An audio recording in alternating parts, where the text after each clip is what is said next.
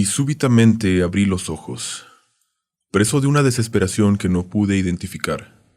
Mi corazón podía sentirlo latiendo con una gran intensidad, pero dejé de prestarle atención a mi pulso cuando me percaté de que el cielo raso que veía frente a mis ojos me era desconocido. Lentamente me incorporé. Terminé sentado en una cama, dentro de una habitación por completo desconocida para mí. Una habitación en penumbra, en la que solo la luz de la luna iluminaba algunas siluetas al fondo. Pero había algo peculiar que no noté en ese momento, algo en la luz que me pasó desapercibido en los primeros minutos. Y era de esperarse, pues trataba de recordar cómo había llegado a ese lugar.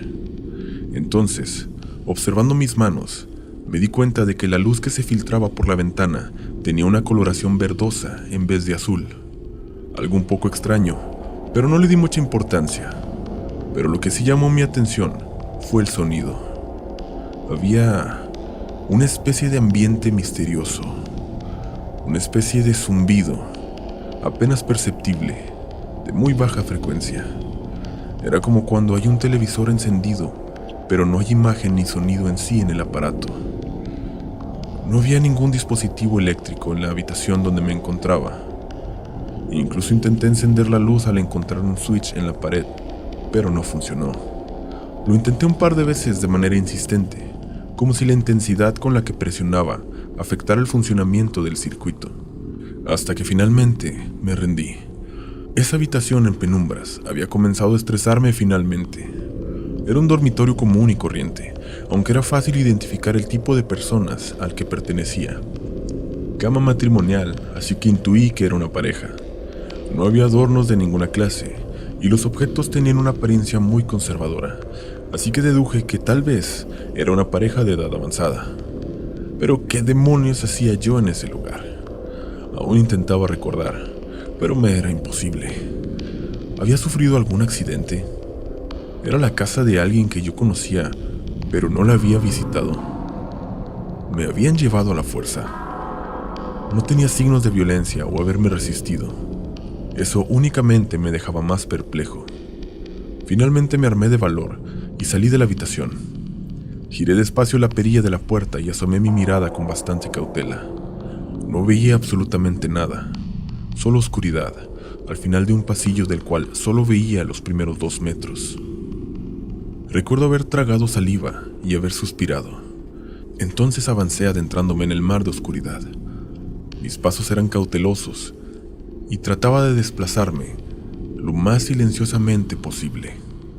Durante los primeros momentos me movía por completo a ciegas, sin la más mínima idea de qué había a menos de 1 metro de mí. Coloqué mi mano izquierda sobre una pared y continué caminando muy despacio. Me tomó casi 1 minuto recorrer unos cuantos metros, pero en esa situación mis precauciones no me parecían suficientes. Entonces, la pared a la que me aferraba había terminado. Extendí mi mano al frente para comprobarlo y tenía razón. Intuí de inmediato que había llegado a un pasillo. Me disponía a girar hacia mi izquierda y seguir caminando, cuando la escuché. Primero parecían simples murmullos. Me detuve instintivamente, petrificado, así que me quedé al escuchar a esa chica a la distancia. Me di cuenta entonces que había una persona llorando a unos metros enfrente de mí. Era apenas audible. Sin embargo, con el silencio de ese lugar, hasta pensaba que los latidos del corazón de alguien podrían ser escuchados. Mis ojos se habían acostumbrado un poco a la oscuridad, y con la casi nula luz que se filtraba desde las ventanas de otras habitaciones, fui capaz de tener una imagen precaria y débil de la estructura por la que caminaba. Y lo que vi me inquietó en vez de aliviarme. Justo frente a mí había una joven de larga cabellera negra que le tapaba el rostro. Tenía ambas manos a la altura de su cara y parecía haber estado llorando minutos antes. No sabía si anunciar mi presencia o permanecer oculto en la oscuridad, aunque algo me hacía pensar que mi presencia ya había sido detectada. La chica bajó sus manos y adoptó una posición que, con temor de sonar paranoico, la interpreté como hostil y agresiva, aunque solo había colocado sus brazos a los lados de su cuerpo, separados un poco de su torso. al igual que sus piernas que estaban abiertas a la altura de sus hombros. En ese momento me sentía confundido y atemorizado. Quiero despertar, me decía mentalmente, porque en parte estaba convencido de que eso no era real. Y ella corrió hacia mí. Sus pasos resonaron fuertemente y en menos de unos segundos ella me había alcanzado gritando histérica. No supe cómo reaccionar. Instintivamente coloqué mis brazos al frente para tratar de frenarla y funcionó. Ella gritaba y con bastante ímpetu y trataba de golpearme y rasguñarme. Ella era presa de una cólera sanguinaria que yo no comprendía, mientras yo era esclavo del miedo, el pánico y la confusión. Tal vez fueron unos segundos, pero para mí fue eterno. Entonces, más acciones confusas tomaron lugar. «Diana, ya basta», gritó la voz de un sujeto desde varios metros de distancia. Escuché sus pasos corriendo y sujetó a la chica encolerizada. Me la quitó de encima y retrocedió algunos metros abrazándola fuertemente desde la espalda. «Tranquila, tranquila», le decía suavemente al oído mientras mantenía su mirada fija en mí. Por mi parte yo aún trataba de comprender qué demonios había pasado. Ella fue resbalando lentamente de los brazos de ese otro sujeto hasta quedar de rodillas en el suelo, con ambas manos cubriendo su rostro y un apenas perceptible llanto. Entonces él se acercó con un poco de precaución a mí.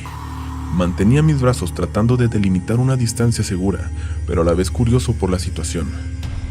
«Disculpa, no sé dónde estoy, no quería molestar, y tampoco sabemos dónde estamos o cuándo», dijo él con un tono seco, algo fastidiado por la situación. Entonces extendió su mano. «Soy Miguel». Por unos breves instantes me quedé pensando si había escuchado bien. «Tampoco sabemos dónde estamos o cuándo». Tal vez había escuchado mal. Tal vez había malinterpretado su respuesta. De igual forma, apenas extendí mi mano para responder, algo rompió la inquietante calma del lugar. El sonido de un cristal rompiéndose provenía de la habitación de donde yo venía. Ya podía ver con un poco más de claridad el pasillo al haberme acostumbrado a la poca luz, pero el fondo seguía siendo un mar de oscuridad. De inmediato, e ignorándome por completo, Miguel se acercó a Diana y la sujetó de los hombros alarmado. «Debemos cerrar esa ventana», le dijo él con algo de miedo en su voz. Pero ella parecía estar cansada de todo lo que estaba sucediendo. Simplemente seguía llorando y negaba con la cabeza. Miguel la agitó un poco de los hombros. «Diana, Diana», repetía tratando de hacerla reaccionar. «No podemos dejar que entren». Debo admitir que eso solo hacía que me sintiera más y más inquieto. No sabía a qué se refería, pero ya podía sentir mi corazón acelerándose. Miguel se incorporó y con un tono autoritario, que fue difícil de ignorar, me dijo: «Ven, necesito tu ayuda». Y corrió.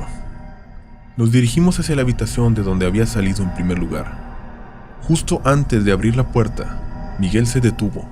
Me hizo una señal para que guardara silencio y con mucha precaución abrió despacio la puerta, tratando de hacer el menor ruido posible. Asomó su mirada muy despacio.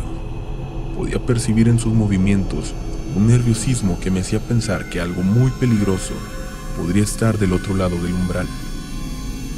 Comenzó a abrir la puerta, más y más, hasta que yo también fui capaz de ver la habitación. La ventana que estaba encima de la cabecera de la cama estaba rota. Había vidrios en las almohadas, así que lo que sea que haya golpeado el cristal, lo hizo desde afuera. Sin dejar de prestar atención a los alrededores, Miguel se acercó a mi oído y dijo de forma apenas audible: